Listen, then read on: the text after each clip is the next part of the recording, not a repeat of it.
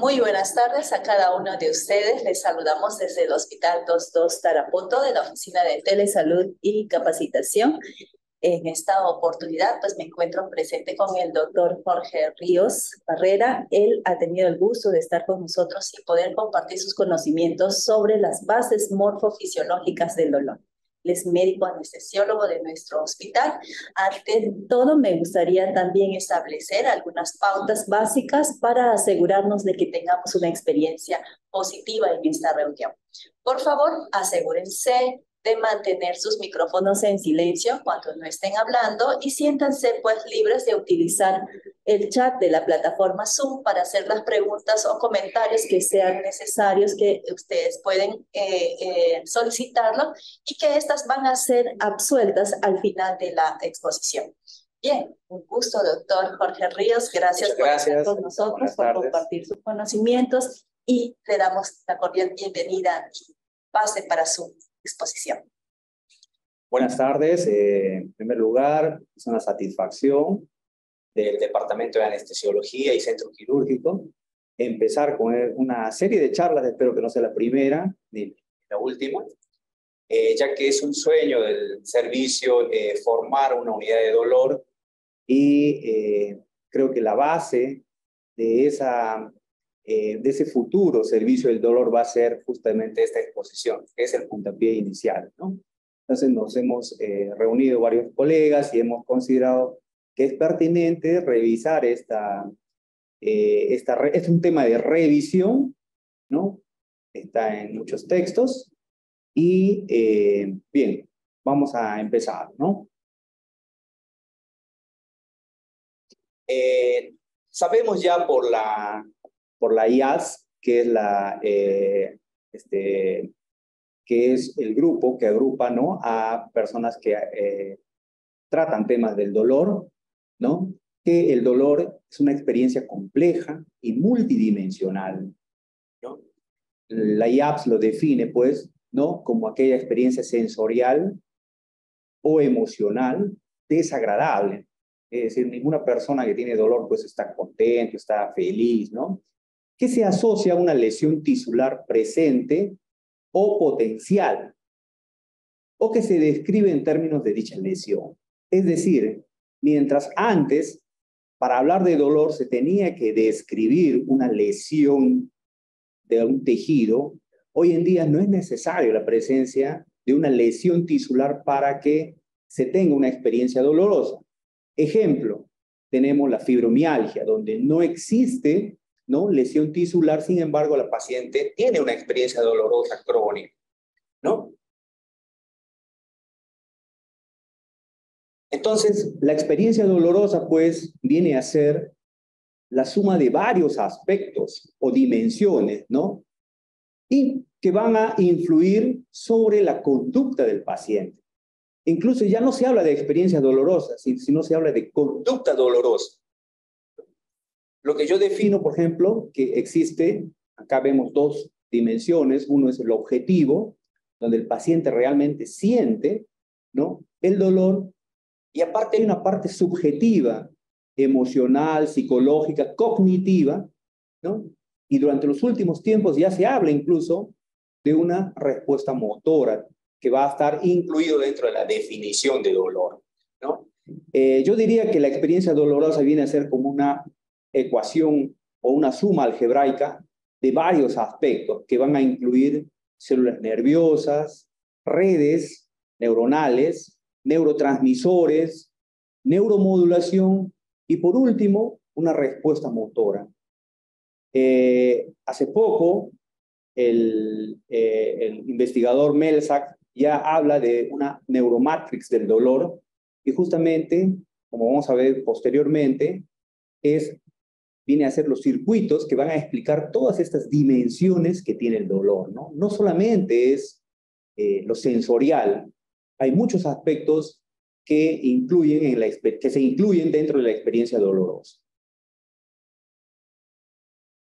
La experiencia dolorosa va a empezar, ¿no?, desde el sistema nervioso periférico hacia el sistema nervioso central y viceversa, ¿no? La transmisión nociceptiva tiene una dirección natural, es decir, va desde el sistema nervioso periférico al sistema nervioso central. A medida que va avanzando, a medida que va dirigiéndose hacia el sistema nervioso central, se van incorporando variables, como lo vamos a ver posteriormente. Es decir, vamos a ir de lo más simple a lo más complejo y hasta que se haga consciente esto se va modificando, ¿no? La percepción del dolor o la experiencia dolorosa clásicamente se describen 4 aspectos importantes, ¿no? Desde el estímulo doloroso a nivel periférico, existe un mecanismo fisiológico llamado la transducción. Después viene la transmisión, la modulación y por último, la experiencia dolorosa o percepción.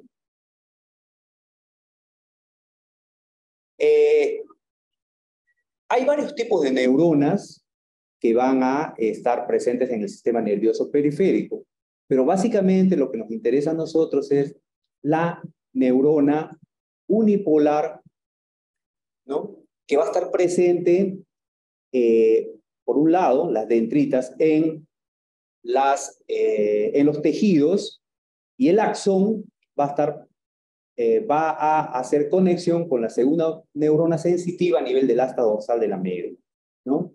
El cuerpo de esta primera neurona sensitiva va a estar en el ganglio de la raíz dorsal, ¿no?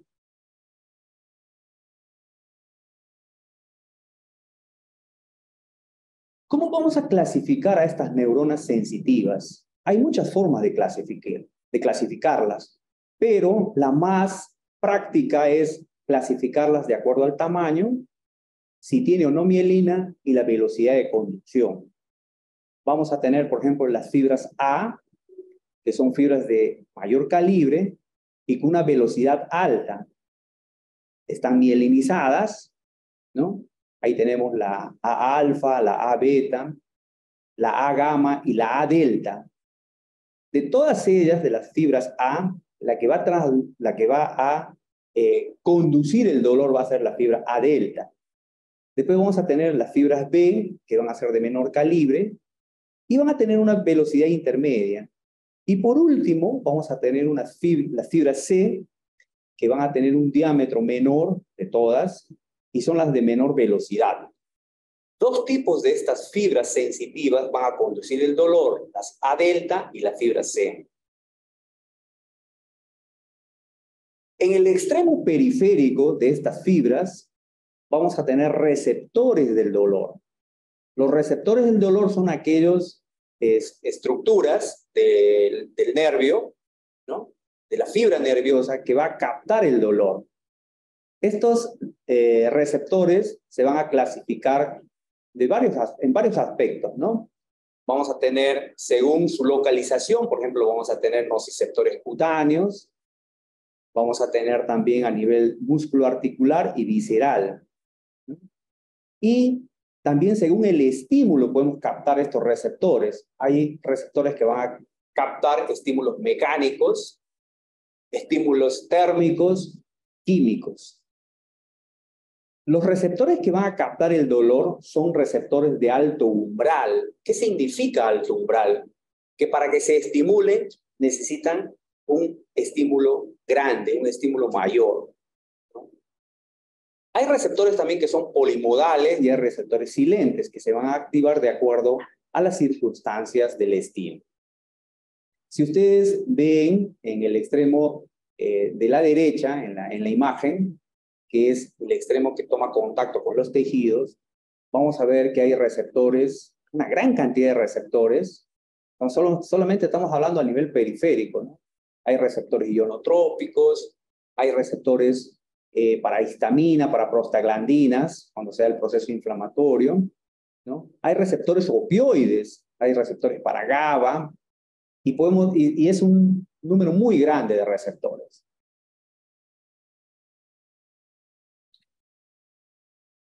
Y acá está lo que les dije anteriormente, ¿no? Hay receptores dentro de los nociceptores que son ionotrópicos.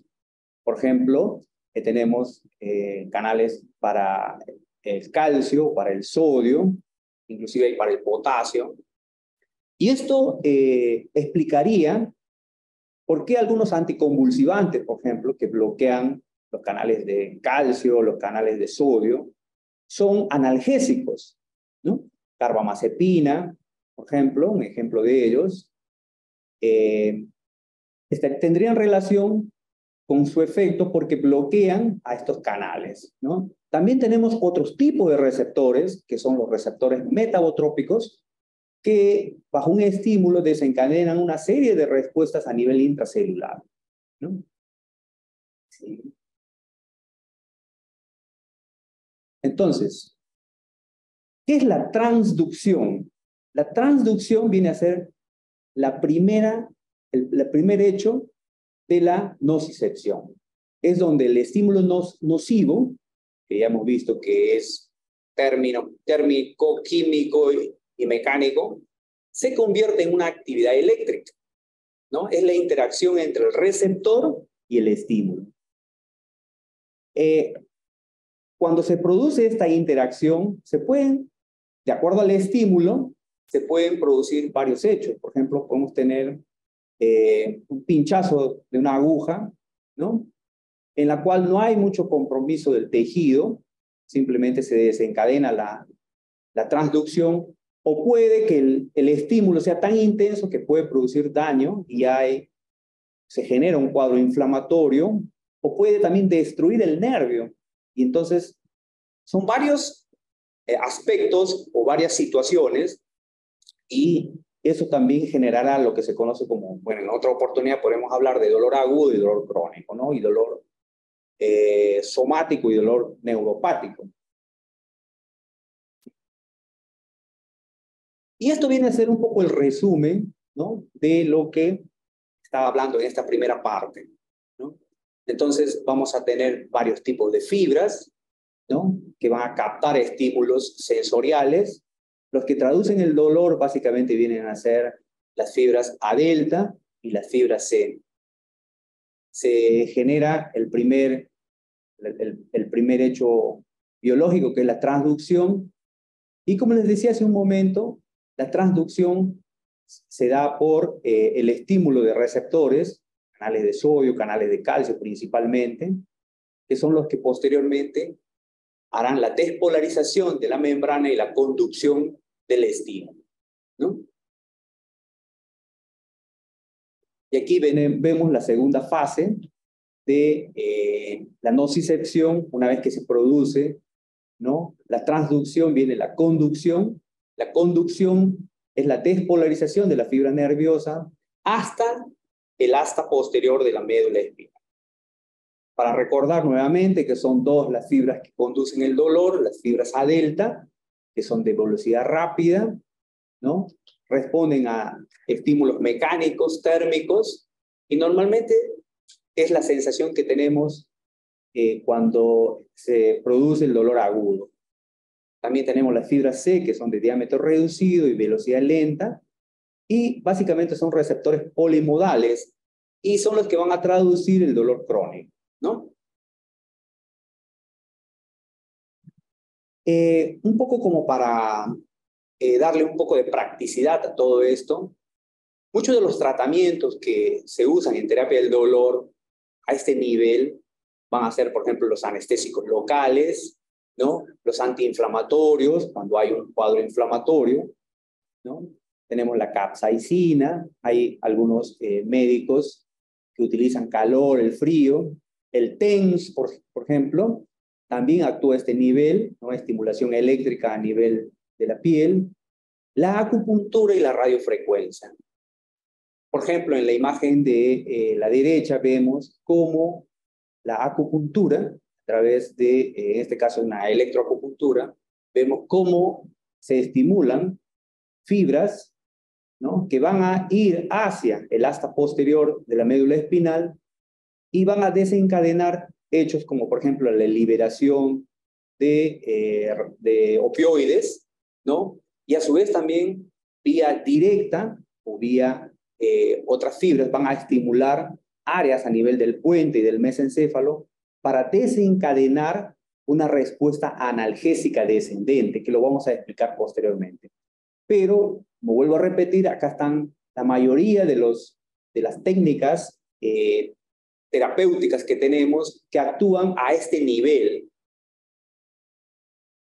También, por ejemplo, tenemos la radiofrecuencia de los nervios, también es otra forma de actuar sobre los nervios periféricos, ¿no?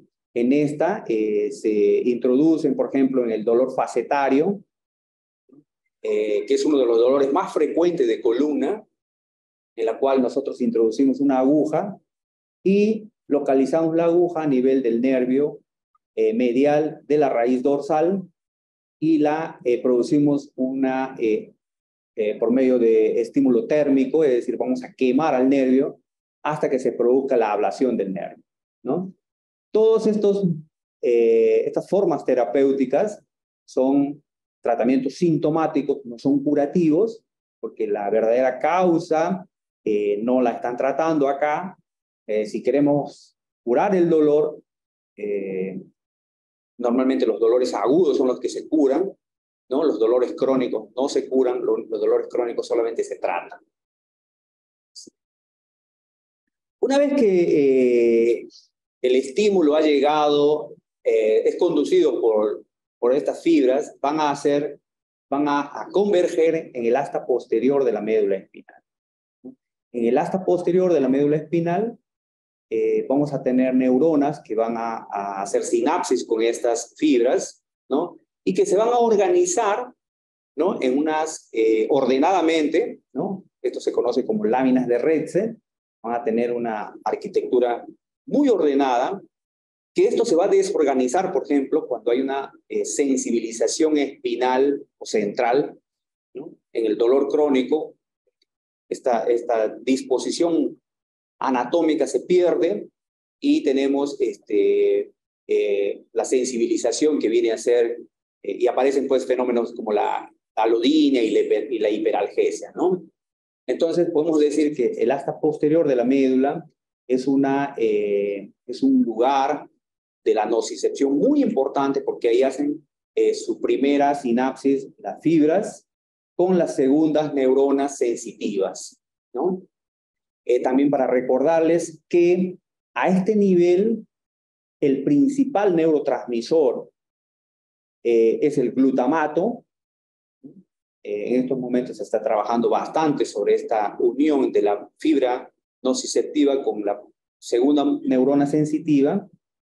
Se están tratando de ver medicamentos que puedan interactuar con la glutamato receptor, ¿no? Con sus receptores, el NMDA, AMPA, kainato.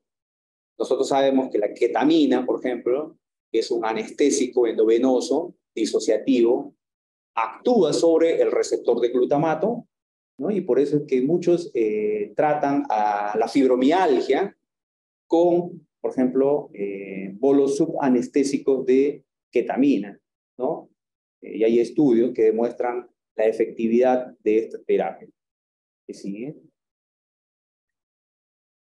Si uno se pone a ver histológicamente lo que sucede a nivel del asta dorsal de la médula, vamos a ver que no solamente está el nociceptor y la segunda neurona sensitiva, sino que existen muchas otras más células, como por ejemplo las células de la glía, ¿no? Interneuronas, que son los que van a producir la modulación de esta sinapsis entre el nociceptor y la segunda neurona sensitiva. A este nivel se decide si el estímulo sigue avanzando o se va a detener a ese nivel, ¿no? Es mucho más complejo que los nociceptores, porque acá ya entran a tallar también neuronas o axones que bajan de los núcleos supraespinales y modulan a la neurona nociceptiva segunda, ¿no? Como vemos ahí, hay receptores NMDA, hay receptores GABA, hay receptores opioides, ¿no? Nosotros sabemos que existe un sistema opioide endógeno que actúa a este nivel, canales de cloro, canales de calcio, y es muy complejo, ¿no? ¿Qué sigue? Una vez que las neuronas, esta segunda motoneurona,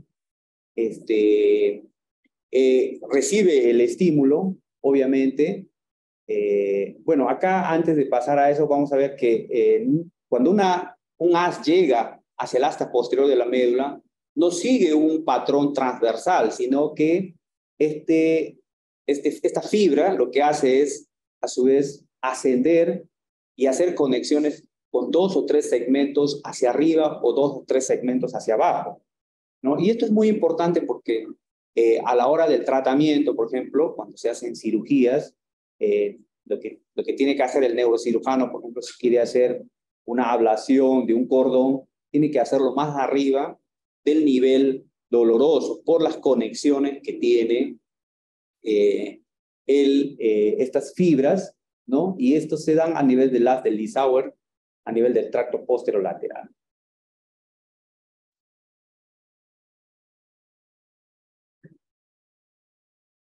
Ya tenemos la segunda neurona sensitiva que va a conducir el estímulo doloroso. Una vez que recibe el impulso, estas neuronas tienen la particularidad de viajar o de ascender, ¿no? En vías ascendentes hacia regiones supraespinales, ¿no? Y normalmente lo hacen, ¿no? Y hay un cruce, ¿no? Esta fibra, los axones de estas neuronas, lo que hacen es cruzar hacia el lado, hacia la hemimédula contralateral, ¿no? O sea, hay una decusación de estos axones, de estas fibras. Las vías ascendentes, ya a nivel medular, van a ascender o van a llevar el impulso organizadamente en lo que se conoce como fascículos, ¿no? El fascículo más importante que conduce la nocicepción es el fascículo espinotalámico lateral. También el dolor puede ser conducido por el fascículo espinotalámico anterior, pero el más importante de todos es el espinotalámico lateral, ¿no? Se ha querido a veces subdividir a estas vías ascendentes, ¿no? Y por eso tenemos, por ejemplo, el tracto neoespinotalámico, ¿no? Que tiene como órgano final el tálamo, ¿no? Donde va a hacer relevo con la neurona de tercer orden. Normalmente este tracto lo que va a llevar es fibras A delta, es decir, aquellas, es el dolor rápido, ¿no? Sí, son fibras rápidas. Después tenemos otro grupo de haces de fibras que van a estar organizadas en el tracto paleoespinotalámico. Normalmente está formado por fibras C y son las encargadas de llevar el dolor crónico, ¿no? Pero también tenemos algunas fibras que se van a agrupar en lo que se conoce como el haz espinoreticular y el espino mesencefálico, ¿no?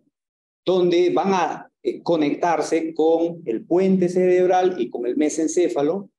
Y es importante esas conexiones porque ahí está el sistema descendente analgésico que tenemos. ¿Qué significa?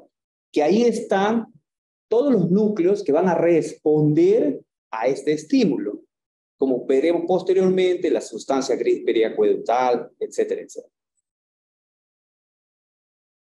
¿Qué tratamientos tenemos para actuar sobre estas vías ascendentes? Lo más moderno que tenemos y que ya muy frecuente se está usando en otros países, y acá en el país se usan, pero el costo es muy elevado, es la estimulación medular de alta frecuencia. Es decir, que se van a poner electrodos en el espacio epidural, ¿no? Con un generador de estímulos eléctricos, inclusive que están puestos subcutáneamente, tienen una duración de 5 años a 7 años, dependiendo de los fabricantes, ¿no?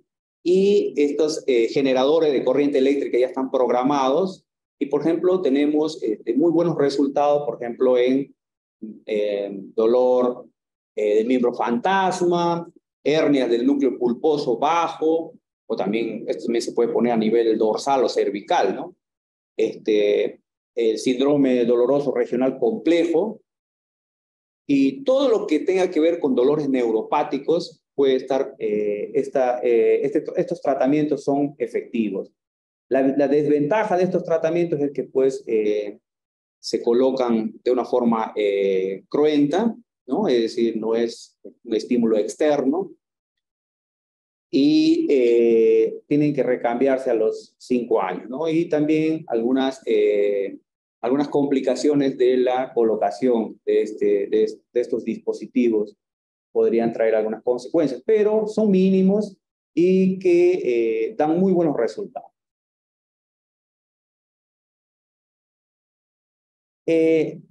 La inervación de la región craneofacial, la inervación es captada básicamente por el quinto par, o el nervio trigémino, ¿no? Y ahí hay también muchos diagnósticos como la neuralgia del trigémino, muchas cefaleas, ¿no?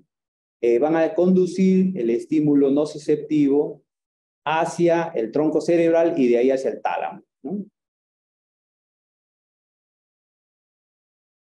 ¿Qué estructuras siguen después de la médula? Tenemos lo que se conoce como estructuras supraespinales, ¿no? Y ahí el tálamo, la corteza cerebral y el sistema límbico juegan un papel muy importante.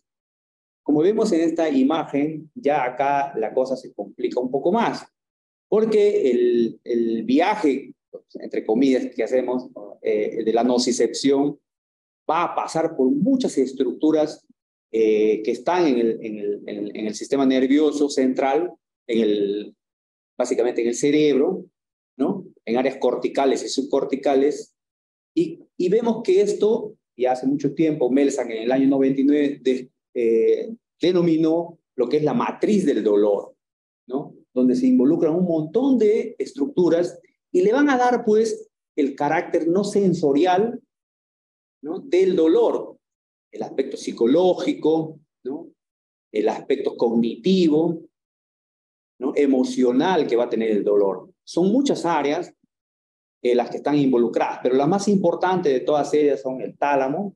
Por ejemplo, el tálamo es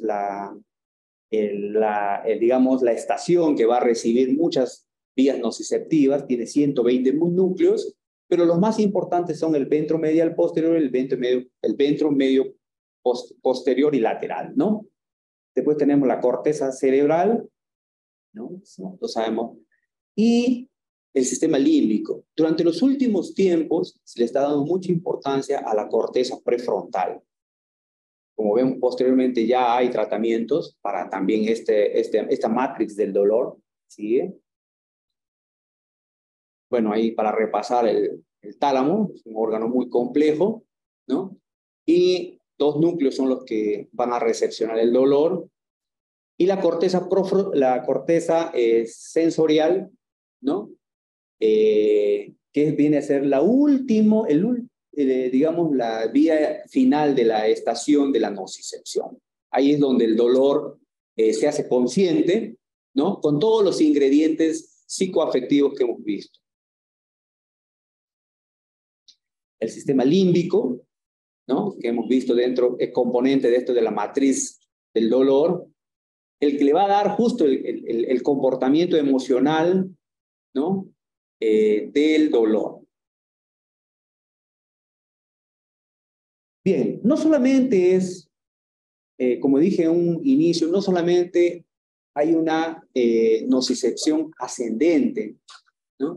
A medida que el estímulo va ascendiendo, el dolor se va modulando. No es que el estímulo inicial llegue sin modificarse hasta el área, hasta la percepción del dolor, sino que durante el trayecto se va modulando.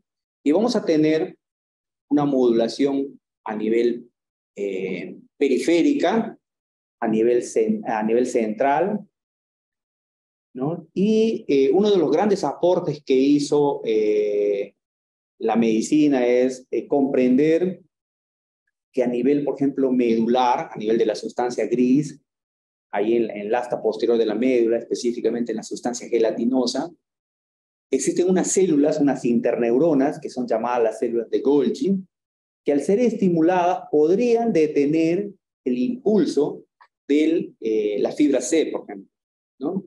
Esto se conoce como la teoría de la compuerta, que ya en el año 1965 ha sido descrito por Melzack, ¿no? Y esto es lo que sucede, por ejemplo, cuando nosotros nos frotamos la piel o nos hacemos un masaje, podría tener un efecto, o tiene un efecto analgésico. Si nosotros vemos en la imagen de la izquierda, las fibras celulares son las que conducen el dolor y la interneurona, que está de anaranjado, es una neurona inhibitoria. ¿Quién estimularía a esa neurona inhibitoria? Serían las fibras A beta, que son las que conducen el dolor de bajo umbral, como frotarse la piel, masajear el músculo. O sea que sí tiene efecto, ¿no? Estas terapias de masajes, ¿no? Eso se conoce como la teoría de la compuerta de Melzack. Ayudó mucho a la comprensión del dolor. Después tenemos otro control, o otro centro de modulación que es a nivel supraespinal. Y si nosotros vemos ahí en el tronco cerebral y en el mesencéfalo, vamos a ver muchísimas áreas, ¿no? Pero dentro de las más importantes son la sustancia gris periacueductal, ¿no? El locus coeruleus, ¿no? Que es un grupo de neuronas que descargan adrenalina, el núcleo reticular gigantocelular, la médula rostral ventromedial y el núcleo mayor del rafe. Todas estas sustancias van a producir efectos analgésicos descendentes, van a tratar de frenar o modular la vía nociceptiva, ¿no? Bajo varios aspectos. Por ejemplo, desencadenando una liberación de opioides, desencadenando la liberación de serotonina. Muchos de los antidepresivos de última generación bloquean la recaptación de serotonina y noradrenalina, por ejemplo, la duloxetina, que se utiliza mucho en el dolor. Justamente la explicación es esto de que existe un sistema, ¿no?, modulador descendente. Incluso se habla de unas células neuronales tipo OFF y tipo ON, ¿no? Estas células, por ejemplo, las células tipo OFF son las que se activan para modular el dolor, es decir, inhibir el estímulo doloroso continúe, y las células tipo ON, que son neuronas, que más bien facilitarían la conducción del estímulo doloroso. Y esto viene a ser un resumen de lo que es la vía descendente dolorosa, ¿no? Existen muchos, desde inclusive la corteza participa, pero los más importantes son en esta imagen el PAG, que es el grupo de neuronas llamadas que están sobre el acueducto, ¿no? Se llama, y después las que están en el rostro ventromedial a través de las neuronas, con las neuronas OFF y ON, ¿no? ¿Qué terapias podemos utilizar en esto de la matrix del dolor?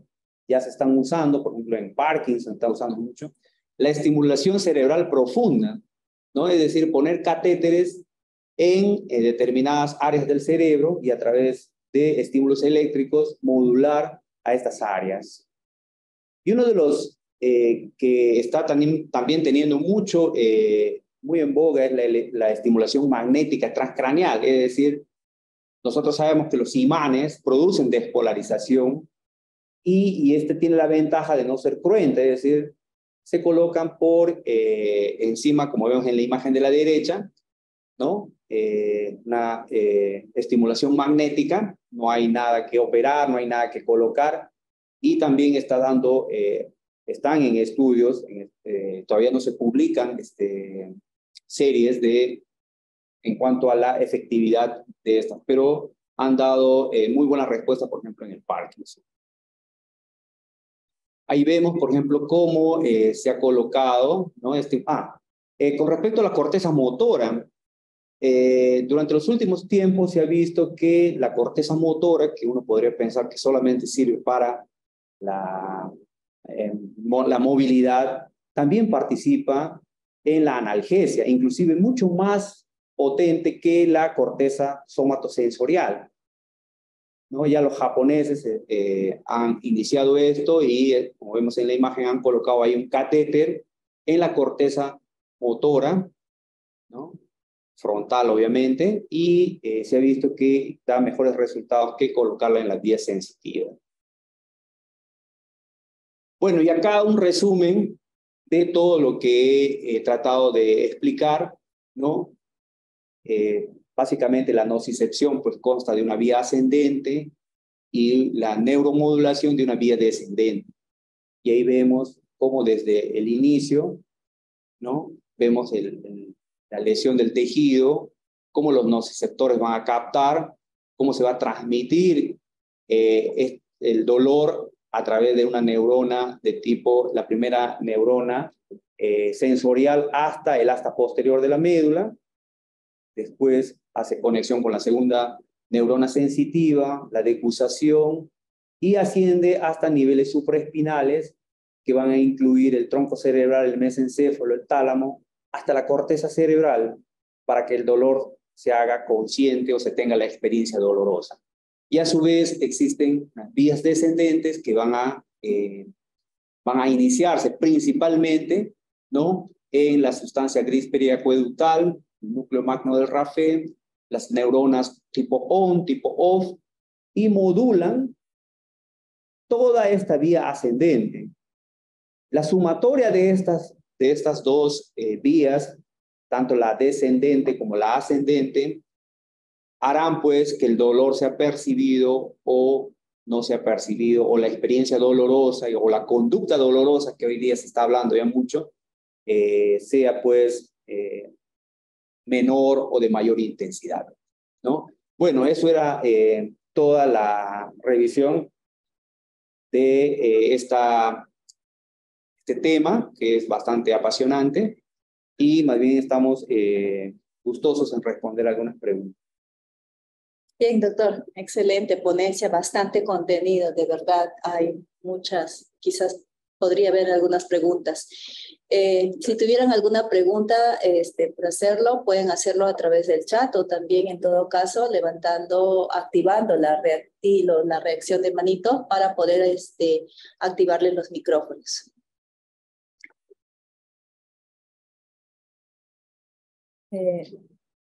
Doctor, usted ha mencionado varios tipos de... Ahí hay una participación.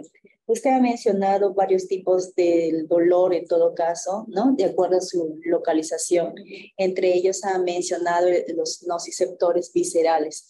En su experiencia, ¿debe abordarse en estos tipos de dolor? Bien. El componente visceral tiene como nociceptores principalmente las fibras C, pero un componente del sistema nervioso autónomo, el sistema simpático, ¿no? El sistema simpático es activado cuando se generan lesiones viscerales. Y muchas de las terapéuticas que se utilizan, por ejemplo, es justamente hacer bloqueos en varios, por ejemplo, a nivel cervical, nosotros hacemos bloqueo del ganglio estrellado, a nivel dorsal, bloqueo del ganglio celíaco, cuando hay dolores cancerosos en pelvis, dolores ginecológicos, dolores abdominales, muchos dolores de ellos son intratables, ¿no? Lo que se hace es ablación de estas cadenas ganglionares que contienen núcleos simpáticos, ¿no? Entonces, el dolor visceral, como les dije, tiene este componente que es el sistema nervioso autónomo. Bien, gracias. Vamos a activar entonces el micrófono al señor Javier Renquifo.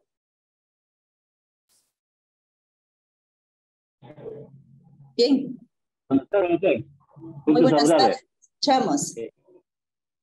Esta es una exposición muy magistral. Espero que nuevamente otra exposición nos siga gustando más. Doctor, para preguntar dos preguntas específicas.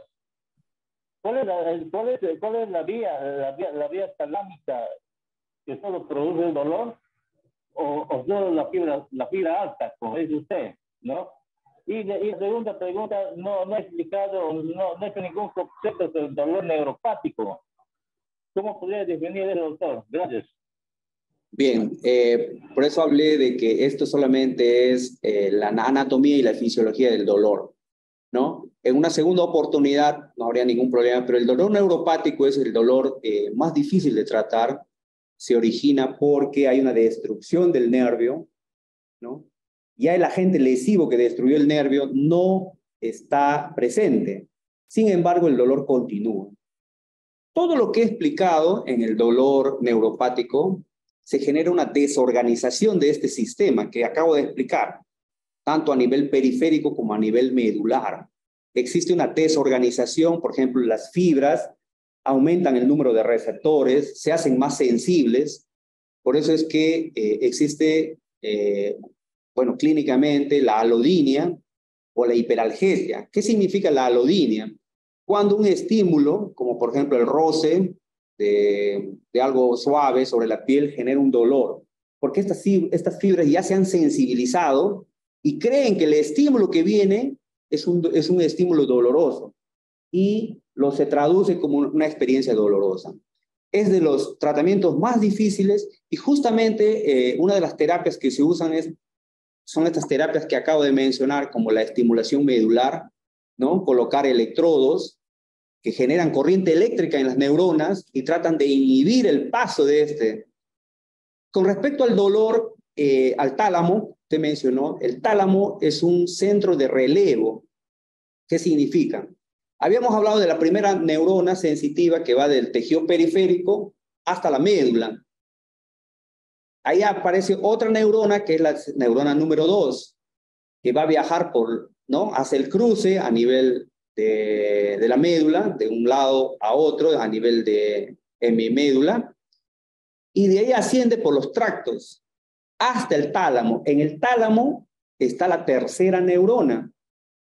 Del tálamo hacia la corteza vendría a ser la tercera neurona.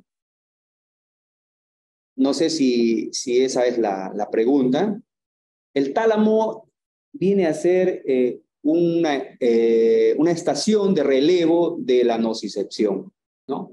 Todavía a nivel del tálamo no se hace consciente, no tenemos la experiencia dolorosa. Cuando el estímulo doloroso llega a la corteza, recién ahí el paciente experimenta el dolor. Lo clásico que a veces, ¿no? Estamos planchando y nos quemamos y sentimos la quemadura y inmediatamente retiramos la mano. Eso es conducido por las fibras. ¿En qué momento se da eso? Ya, eso es, como dije, hay estímulos. Ese es un estímulo de alto umbral, va a estimular principalmente las fibras A delta, ¿no? Y obviamente tan rápido llega a la corteza sensorial que tenemos pues el mecanismo de defensa de retirar, ¿no? Bien, gracias, doctor. El doctor Remigio Añahui. Gracias, doctor, por estar presente. Excelente ponencia y felicitaciones al doctor Ríos. ¿Podría explicar la teoría de compuerta del Melzack igual? Gracias. ¿Podrías poner una de las diapositivas? Vamos a compartir un ratito la pantalla.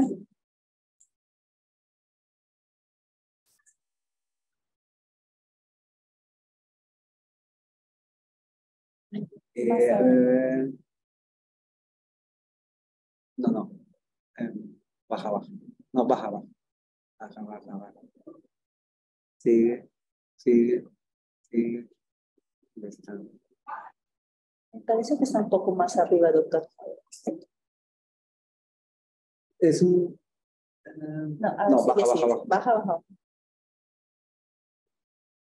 Sigue.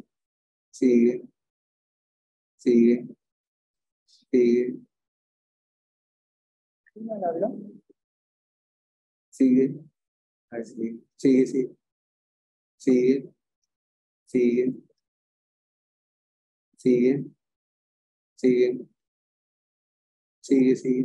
en modulación está. Sí, es. Sigue, no, sigue. Ahí está. Ahí es, la de abajo, es. Bien. Puedes ponerla en gran. Bueno, la teoría de la compuerta es una de las primeras teorías con una base fisiológica y fisiopatológica, ¿no?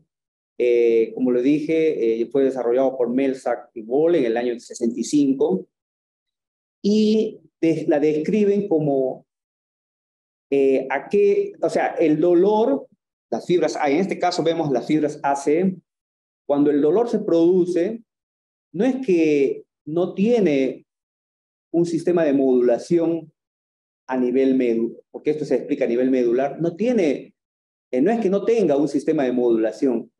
O sea, cuando el estímulo nociceptivo llega a ese nivel, existen interneuronas que van a modular a ese estímulo nociceptivo. Se conocen como interneuronas de Golgi, ¿no? Pero alguien le tiene que estimular a esta interneurona y la que le estimula son las fibras A beta. Nosotros sabemos que las fibras A beta no conducen dolor, conducen estímulos más, digamos, de menor intensidad, como el tacto en la piel. Entonces, cuando nosotros nos frotamos la piel, estimulamos las fibras A beta y esa frotación es suficiente para estimular a esta interneurona que estaba inhibida, se activa, como en la imagen de la derecha, se activa y lo que va a tratar es de modular la nocicepción que está llevando la fibra C. Es decir, que ahí tenemos, ¿no?, uno de los primeros mecanismos que desarrolló el organismo para que el estímulo nociceptivo no llegue a estructuras más superiores. Con el estímulo de las fibras A beta, se estimularía a una interneurona. Estas células de Golgi están en la sustancia gelatinosa el asta posterior de la médula, básicamente es dentro de las láminas de Rexel, la número 2. En la número 2, ahí están estas interneuronas que son estimuladas por las fibras A beta. Y al ser estimuladas, se desinhiben y tratan, ¿no? Tratan de que, como toman contacto con las fibras AC, tratan de inhibir la progresión de la nocicepción. Eso es más o menos en lo que concierne la teoría de la compuerta. Bien, gracias, doctor. Tenemos más preguntas, creo, ahí. Gracias, doctor Remigio. Están complacidos entonces con su pregunta. Pasamos a Noemí. Doctor, ¿y la terapia física para el dolor podría funcionar o depende de qué tipo de dolor? Gracias. Bien. Hay también una diapositiva donde menciono las terapias cuando se habla a nivel periférico, ¿no? Sí, definitivamente la terapia física ayuda mucho. Hemos visto ahí que hay varios tipos de tratamientos, como calor, frío, porque hay receptores para el calor, hay receptores para el frío, que estimularían también a estas interneuronas, ¿no? La acupuntura, ¿no? Cuando es introducida esta aguja, también estimula. Todos son explicados en base a esta teoría de la compuerta, ¿no? Por ejemplo, el TENS, ¿no? El TENS, que es estímulo eléctrico a nivel de la piel, ¿no? También estos impulsos eléctricos que se coloquen mediante electrodos en la piel, al estimular estas interneuronas, pues estimularían dos cosas, ¿no? O bajan el número de receptores, al haber menos receptores, menos glutamato, ¿no? Menos receptores NMDA. Y lo otro es que aumenta el sistema descendente analgésico a través de la liberación de opioides, liberación de GABA, ¿no? Que son neurotransmisores inhibidores de la nocicepción. Por supuesto que sí. Bien.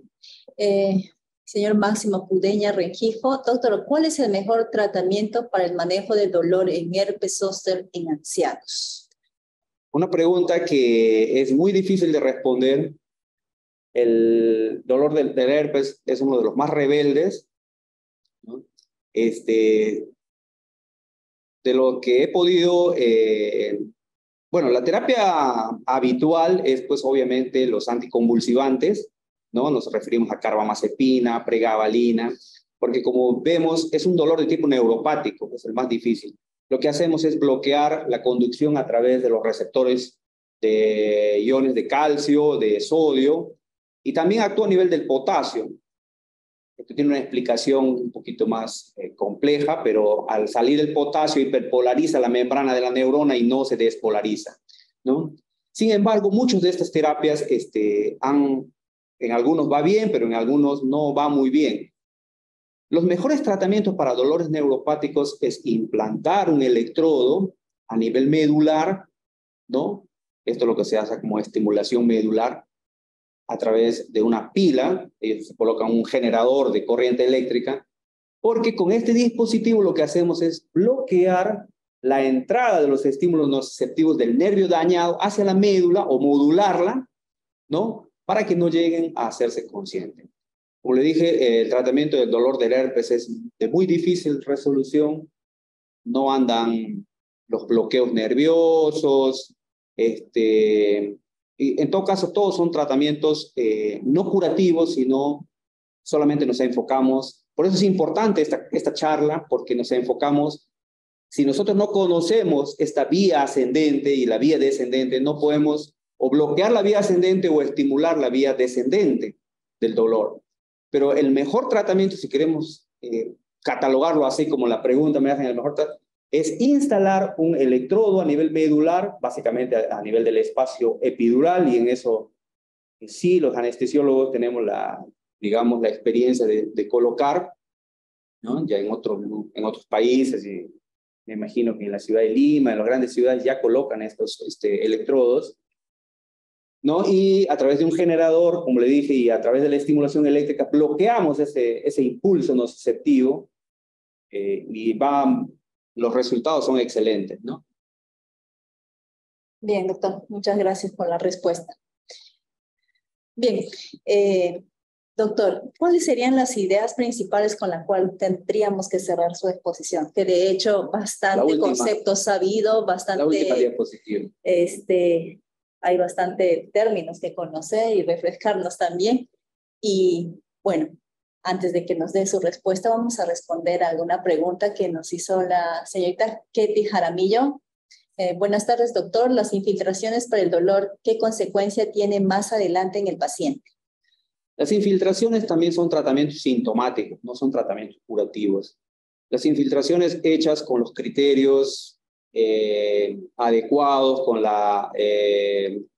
el conocimiento de la anatomía y de la fisiología y de la fisiopatología de la transmisión del dolor, no tienen ninguna consecuencia. Nosotros se hacen bloqueos, millones de bloqueos en todo el mundo, y no hay, obviamente, si producimos lesiones en el nervio con los bloqueos, ahí sí podemos tener problemas, pero no se olviden que lo que colocamos son anestésicos locales, y lo que hacen es bloquear la conducción. También es temporal, no es curativo. Básicamente, no hay ningún problema con las infiltraciones. Bueno, en cuanto a, ya para cerrar esta exposición, la última diapositiva es el resumen de todo lo que he comentado. Como dijo Sarita, hay mucha información, muchos conceptos nuevos. Y me imagino que se puede tocar otro tema: dolor agudo, dolor crónico, sensibilización periférica, sensibilización central, los tratamientos que hay sobre la sensibilización. Es un tema muy apasionante. Hay dolor oncológico, y ya lo veremos en otro porcentaje. La última diapositiva, por favor.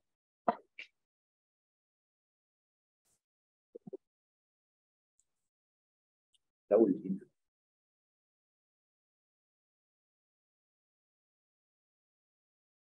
Ya. Bueno, esto viene a ser el resumen de lo que he mencionado, ¿no? Se podría concluir de que nosotros tenemos un sistema nociceptor que va a conducir el impulso doloroso desde las áreas más periféricas hasta la corteza cerebral para que sea consciente. Sin embargo, esta vía, esta conducción, esta autopista que le llamo yo, no es libre, sino que existe en varias partes del tejido del sistema nervioso, varias partes que van a tratar de modular, si queremos decir entre comillas, detener el impulso doloroso hasta que se haga consciente, ¿no? Si bien es cierto, el dolor agudo es fisiológico, el dolor crónico ya no es fisiológico, es patológico, ¿no? Entonces tenemos una vía ascendente y una vía descendente, y lo que trata es detener o modular, ¿no?, este dolor. Obviamente existen receptores, células, neurotransmisores, que es un tema muy aparte, ¿no? Podemos hablar toda una tarde de neurotransmisores nada más y receptores, pero el tema de hoy básicamente es que nosotros expongamos sobre la anatomía del dolor, fisiología, ¿no?, tanto desde la periferia hasta que se haga consciente a nivel de la corteza, ¿no? Y los he explicado muy someramente algunas de las terapias modernas que hay. Bien, doctor. Muchas gracias. Muchísimas gracias. Gracias a usted. Ha sido un honor tenerlos pues en esta actividad académica que el Hospital de Tarapoto viene desarrollando día a día. Bien, gracias Arita. Doctor. Gracias. De igual manera, agradecerles también a cada uno de ustedes por participar. Recuerden que esta exposición dentro de las 48 horas van a poder ustedes tenerlos en el canal de YouTube de nuestro hospital y pueden volver a escucharlas en todo caso o hacer algunas interrogantes que ustedes puedan tener y hacerlos llegar nosotros por correo. Bien, también les esperamos el día de mañana. Mañana tenemos otro nuevo tema que es la situación del donante de sangre en la región San Martín.